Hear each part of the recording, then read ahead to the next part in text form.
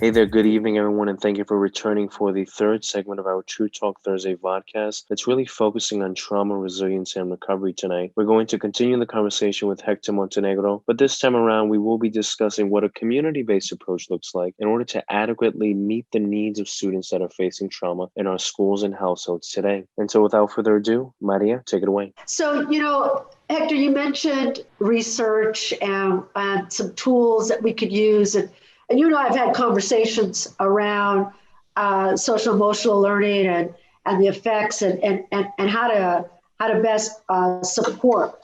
And so, I wanted to share with everybody and you, because I know that we've talked about this, and that's some research that a very dear friend of mine, who is a psychologist and worked with the Department of Education in Puerto Rico, Dr. Joylyn Kendi Suarez. She was one of the founders in working with the Department of Ed from the health side, with the education department on trying to aid in the recovery efforts as a psychologist herself. And as a professor at the university, one of the universities in Puerto Rico. And I wanted to share with you just a quick synopsis. And I want to make sure that I do it justice. So I'm going to read this to you, okay? So what came out of their research was what they call the PROMISE, the Puerto Rico Outreach Model in Schools, Esperanza. And Esperanza is the hope, right? So beginning shortly after Hurricane Maria, after it made landfall, they described a multi-phase trauma-focused intervention model, and they implemented with Puerto Rico's school personnel using a community-based participatory approach. Now, I want to underscore that because oftentimes we talk about all the ills of society and we put them on the backs of our teachers. That they have, first of all, we're educators, we don't diagnose, right? We can be informed, we can make, assumptions, but we leave that diagnostic piece to the medical professionals. We do have capacity of counselors and psychologists in schools, and it's looking at all of the resources around of all the time we never have enough of, right? So I want to underscore that this community-based approach is really looking at that kind of a strategy where we are growing and utilizing our people in the field so that our schools are also a reflection of that door swings both ways, right? And we're not insulated trying to do it all. So they proposed a three-phased approach. The first phase includes, and this first phase took place 3 weeks right after the hurricane. So what they provided was psychological first aid. And what they did was they did provide some training for teachers and staff to meet the needs of students affected by the hurricane, but they did that through some classroom-based strategies, because you got to remember, some schools were, that was the safe place to go, and so since it was out in the open, some kids actually went there. They were able to communicate that way. It became the hub of various communities. The second phase was 6 months post-hurricane. And they provided skills for psychological recovery. That's training school social workers and psychologists to meet the needs of students with subclinical trauma-related concerns. So you think of it as a multi-tiered system of approach, right? So we can address the low level, I'll call it, if there is such a thing, but the low level generalized pieces as a school site. That's what we can be trained in on that first response, if you will. But then the ones that have another layer of need, that was left for the social workers and the psychologists. And then the third phase was put in a year after the hurricane. And that provided trauma-focused cognitive behavioral therapy. And so training for school psychologists to address higher level and unremitting trauma that was related to symptoms that they saw with the students.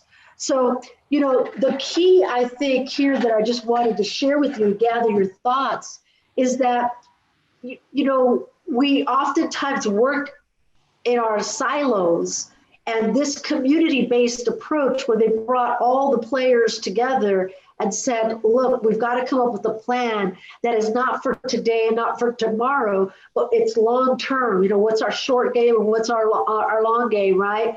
And so I'm wondering, what are your thoughts around that? Well, specifically that model in Puerto Rico? Yeah. I think it's outstanding. And you really do have to have a structural approach to respond to especially the magnitude that we're going to be dealing with. We're already dealing with it now. But if you don't have a systemic approach, then you're just piecemeal and patchwork, and it's going to be inconsistent.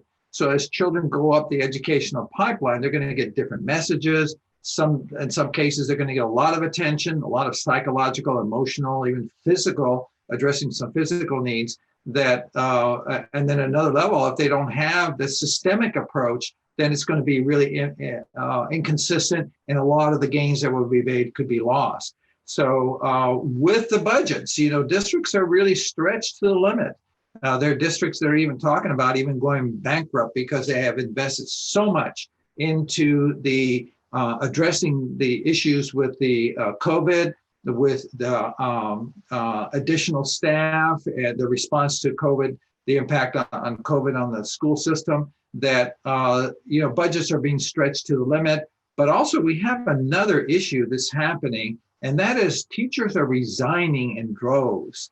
They're leaving the classroom because of fear and because of their perceived lack of support and the lack of a really consistent, structured approach to addressing these needs. So I like the way that's kind of laid out in advance. And this is one thing I want to say about, even when we talk about trauma-informed learning environment or instruction, is that it really needs to be proactive.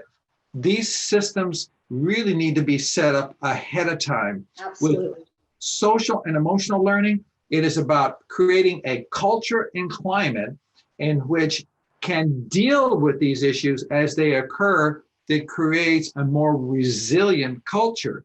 So when we have relationships that have been established, when we have students and adults learning how to value differences in perspective, differences in socioeconomic and equity issues, when we're dismantling oppressive systems that leave children out exclusively, then we're going to have a higher incidence of trauma not being treated. But I like the systemic approach because it needs to be proactive. This needs to be thought through and implemented effectively. But we see this across the board. We're discovering as we're going along. In a way, we're building the plane while it's in flight. And that's one of the challenges I think we're facing as educators. So, the more you can do to plan, to look at the phases, I like that. The hurricane hit and then it's over. That's not the same thing with this pandemic. It is coming in waves. They said there's going to, now this third wave, there's going to be a wave on a wave. There's a lot of prediction and there's no end in sight. That is sustained traumatic experiences that's going to have a lasting impact, not only on children, but adults psychologically, emotionally. And I hate to say it, they're already seeing the impact on academically. So I like the way that plan is laid out, but we need to take a look at what we're dealing with now, which is ongoing, and there is no end in sight. Well, and I bring this up, because the work that took place to be able to think about, you talk about working on, changing the plane as they were flying it. That's exactly what happened here. And hurricanes aren't gone forever. The trauma, that's why we open up with trauma to the degree and the length that it is, right, can be exacerbated when it's concurrent. We don't know when the next one's going to hit. We still have folks that are in recovery. And so being able to create these tiered systems with community involved, that it's not on the backs of just the educators, that we have this, like I said, a swinging door, right? Federally, these are the things that we need to be very specific about and show, look, this is not something that we're making up overnight. This is something that has been done. It is proven to be, working. And so that leads us into resilience. People ask me, how are folks in Puerto Rico doing? And in Puerto Rico, I'm telling you, you talk about resilience. They are dealing with this just like everybody else, but they have got, I truly believe, that added advantage of having to deal with a whole lot less, and because they have to. We at least are so fortunate to be, in the surroundings that we are, with the lights on, the water running. And I know that sounds maybe like, well, yeah, of course. Well, they didn't have that. They didn't have that for a very long, long time. So let's talk a little bit about resilience here. Is that something that you think can be taught, or is it more innate than we think? Well, in a way, it is both. We do know that depending on the nurturing of the child since birth, that there's some inherent traits that we have. Sometimes we can see that even in our own children. I have two daughters, and in many ways they're alike, but in other ways they are polar opposites. And I was like, hey, what happened here? They were raised in the same family and the same approaches. And sometimes we see some things that trigger one that don't the other. But I do think that, the point that you talked about in terms of a holistic approach, a whole community approach, really does mean that those infrastructures that are in place do include adults in the community to help with the repair of the harm that's been done emotionally, psychologically, even physically, because it can't just be a teacher. And then the child leaves, and the rest of the folks in that child's life don't have the skills either. So the resilience factor comes along with a learning environment in which will attend to that particular needs that they have and support certain behaviors that are reinforced in school, could be reinforced in the community, and also reinforced in the home.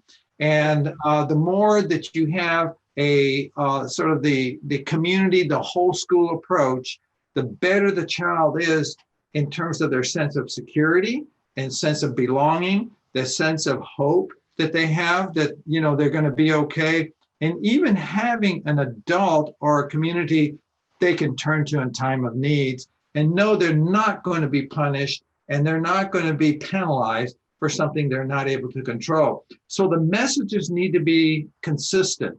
The community, the home environment, and the school need to have that strong collaborative effort and level of communication and inclusion, so they're really sending the child the same message. And no, we can't do it by ourselves. And one teacher certainly can have an impact, but not in the way a community has. It takes a community or a village to raise a child, like the saying goes. Yep, that's exactly right. Well, you know what, Hector? We've come to the end of our time together. And as always, you and I could talk all night. That's amazing. We don't even have a glass of wine in front of us, but we can talk all night about this stuff because it is ever evolving. And it's timeless. I mean, it is something that as human beings, we are not only curious, but we are in need of being able to be able to deal with this and provide that service for others. So before we say goodbye or good night, I want to say just a quick plug for the folks that are watching this. ALAS is getting ready to have their January education conclave. And I encourage folks to go to our website, take a look and see what's there. I'm not going to give you all the details here, but we're going to talk about it some more next time. And next time, which is next week, folks, True Talk Thursday, we hope that you'll join us for, so how do we measure SEL in our students? And with that, good night and thank you. Hey there, and don't forget, if you like what you hear and want to gain some more insight into what school districts are facing now, then tune in every Thursday at 7 p.m. or subscribe below. We thank you for joining us, and we look forward to seeing you next week. Have a great night.